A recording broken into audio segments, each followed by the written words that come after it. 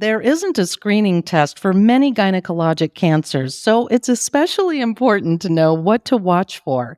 Gynecologic oncologist Dr. Michael Sundborg is here with essential information on gynecologic cancers and how to spot the signs. This is First Health and Wellness Podcast from First Health of the Carolinas. I'm Amanda Wild, and welcome Dr. Sundborg. Hello, Amanda.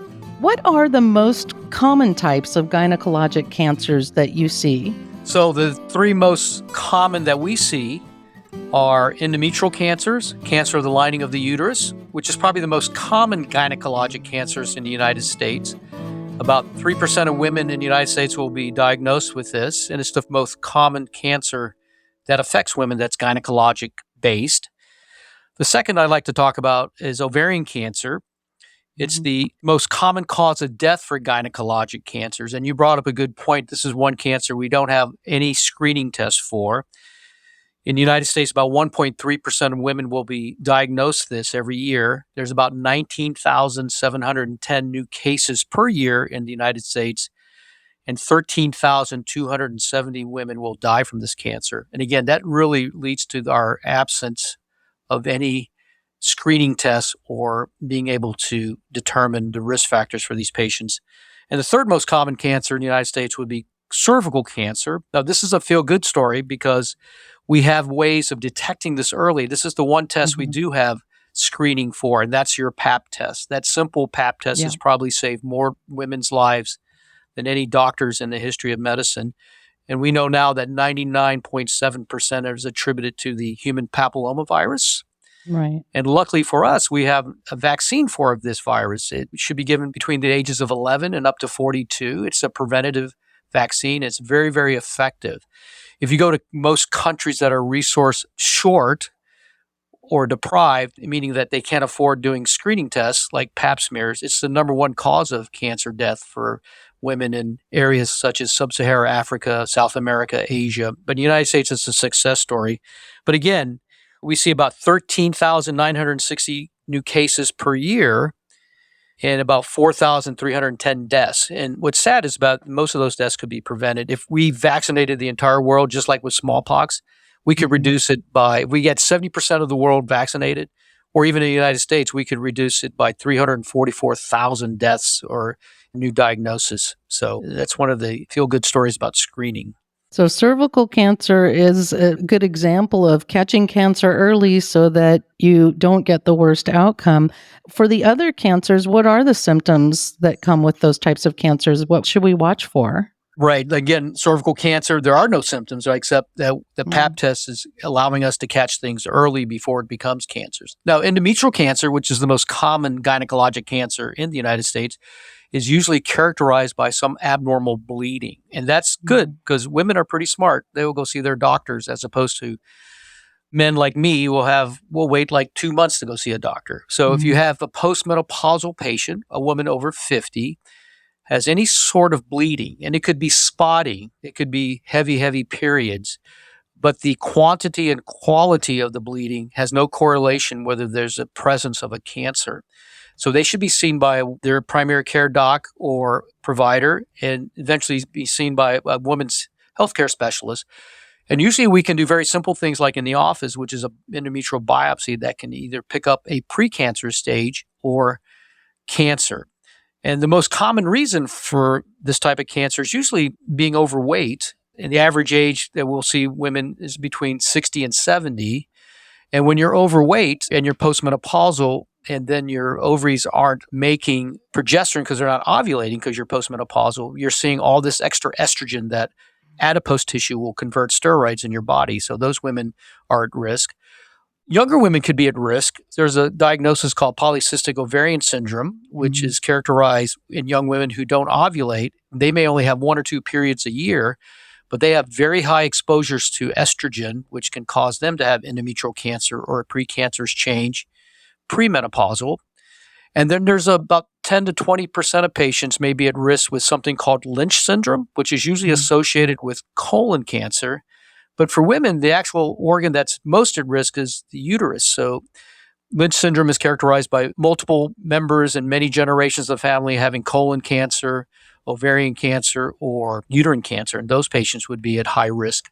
And they should be some sort of screening for those patients, that category. Mhm. In terms of ovarian cancer, we just don't have any screening, and it's such a subtle cancer that it doesn't present clinically for most women. I would say about 85% of women until it's advanced stage Yeah. 3 or stage 4, with 4 being the highest. This is why it's such a deadly cancer. Yeah. Though we've made dramatic breakthroughs in terms of treating this type of cancer, we haven't really changed the survival rate, though very new promising therapeutic modalities are now available that are changing the face of ovarian cancer. In ovarian cancer, about 20% of patients are at risk for having some sort of syndrome or a genetic predisposition. Right. And Angela Jolene did us a great favor by publicizing the BRCA or BRCA gene. Yeah. Again, those families are characterized by almost every generation having breast cancer, especially under the age of 50, ovarian cancer, doesn't matter what age. And these are very high-risk patients. Also, ethnicity is important. So certain ethnic groups like Ashkenazi Jewish patients who are from Eastern Europe, sometimes they carry what's called a founder effect, and that's an independent risk factor for ovarian cancer. And finally, another independent risk factor is infertility. Patients who have a hard time conceiving can be at risk for developing ovarian cancers. Now, we talked about the fact there's no formal screening for some of these things, and now we've talked about some things you can look for. But if there is cancer present, are there tests available to diagnose? Yes, so some of the subtle signs are, and it's easy to be missed because they can be confused with rather mundane diagnosis, but things such as early satiety, meaning that when a patient cannot finish her meal, she fills up too quickly, bloating, especially 12 or more bloating episodes a month, unexplained weight loss, even though your abdominal girth may be increasing, but you're losing weight unexpectedly, and having vague abdominal pains. So those are signs of advanced ovarian cancer. Sometimes we'll see patients they'll be diagnosed with some sort of pain in their abdomen or pelvis, and they'll get a CT scan or a pelvic ultrasound that shows a mass. Those patients are lucky if we catch cancer in the early stage 1, and you get about 99 patients out of 100 won't have cancer. But we take all these abnormal findings of radiographic masses around the ovary, especially in the postmenopausal patients, seriously, because yet we don't have any current screening tests to discover this type of cancer earlier. Well, after a diagnosis, how does the gynecologic cancer team deliver care at FirstHealth? Yes, so we deliver at FirstHealth state-of-the-art care. We're very lucky to have that FirstHealth supports women's cancer care here, so they give us all the resources. So having a gynecologic oncologist, there's 2 of us here. Usually we're at places like UNC, University of North Carolina, Chapel Hill, or Duke University at major medical centers. But FirstHealth wants this type of care, and we have the population that's affected with cancer. We can support that. We have gynecologic pathologists here. Most hospitals don't have that. We have 2, one from UNC and one from Duke. Actually, the one from UNC is my wife. I stole her from UNC. Right. So we're very, very lucky to have that level of sophistication in diagnosing of these gynecologic cancers. We have this new cancer center, 4 stories, $68 million, all paid for by the community, that delivers state-of-the-art care in terms of our treatment for patients. We have excellent support staff in radiology, interventional radiology, radiation oncology. So when a person's diagnosed with a gynecologic cancer here, they get the same level of care they do at these tertiary medical centers.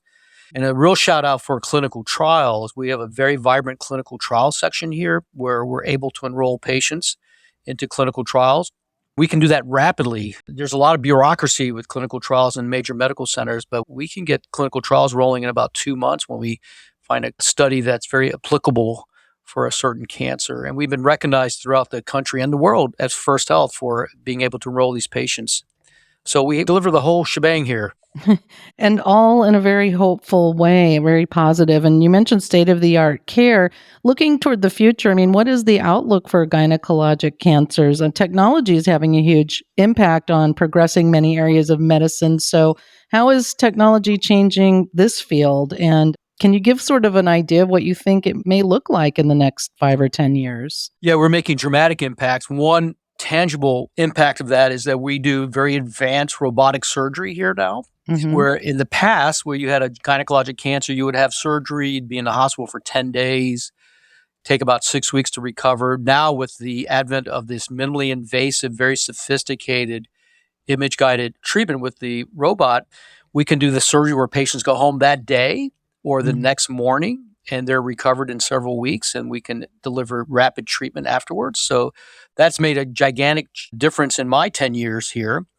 Now, because of conventional chemotherapy, we're adding immunotherapy and very targeted therapy for treatments of like endometrial cancers, which are making dramatic breakthroughs in terms of advanced cancers in response and towards cure.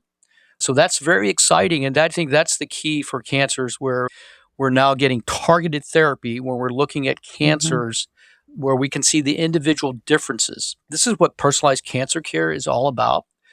If you look at under a microscope, one person's ovarian cancer looks like someone else's, but it's what's under the hood, what's in the nucleus, all the mutations that individual person whose cancer is made, that we're making these dramatic changes where we can have targeted therapy for. And a good example is for ovarian cancer. We've discovered where we can disguise a very common chemotherapy called Taxol to make it look like a folate mineral or vitamin. And so about 20% of ovarian cancers have these increased receptors. Well, they'll grab that chemotherapy, bring it into the cell, and it blows up inside the cancer cell, but not affects the other normal cells. So it's amazing differences we're making. I think in the near future, especially in ovarian cancer, there's certain things that we look at in terms of early detection. There's something called circulating tumor cells that are making a dramatic appearance on the ability to diagnose certain cancers early. So you're looking at fragments of cancer cells that are in the bloodstream. These are called liquid biopsies, and that may change the game for ovarian cancers. And finally, for ovarian cancers, like I said, we hadn't really changed the survival rate, though we've changed the meaningful extension of life with these therapies. We're now looking at treatment methods that affects the DNA of the ovarian cancer cells in terms of inhibiting its repair. These are called PARP inhibitors.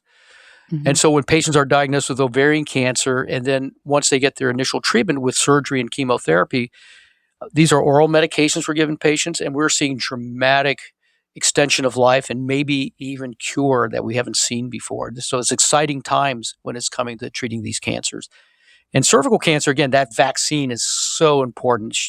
If we can get everyone vaccinated, we probably, just like smallpox, might eliminate that scourge of cervical cancer in our patient population.